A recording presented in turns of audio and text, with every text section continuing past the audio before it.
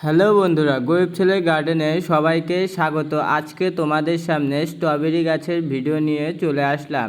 এই ভিডিওটি আমার জুন মাসে করা ছিল, তাই আজকে আমি ভিডিওটিকে তোমাদের সাথে শেয়ার করতে চলেছি।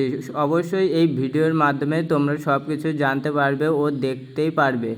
এই গাছটি আমার অনেক পুরনো গাছ। অতিরিক্ত গরমের মধ্যে দেখো স্ট্রবেরিটি পেকে আছে ও দেখো স্ট্রবেরিটি একটু ছোট সাইজের হয়েছে। তার কারণ তোমরা জানো যে অতিরিক্ত গরম, এই গরমে স্ট্রবেরি ফলটি একটু সাইজে ছোট হয়ে গেছে।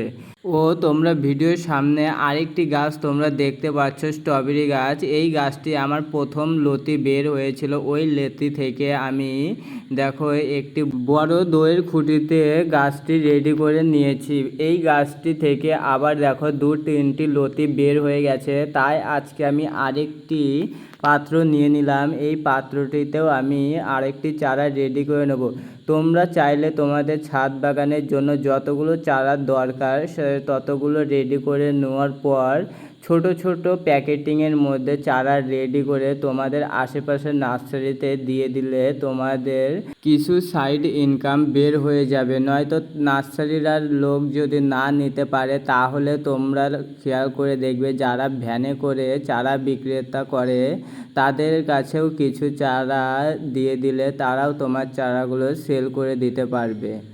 ও অবশ্যই তোমাদের কাছে একটি গাছ আছে কি না সেটা কমেন্ট করে জানিও। না থাকলে আমার কাছে অবশ্যই তোমরা ফ্রিতে নিয়ে যেতে পারো। আমার কাছে এখন ধীরে ধীরে অনেক চারা রেডি হয়ে যাবে।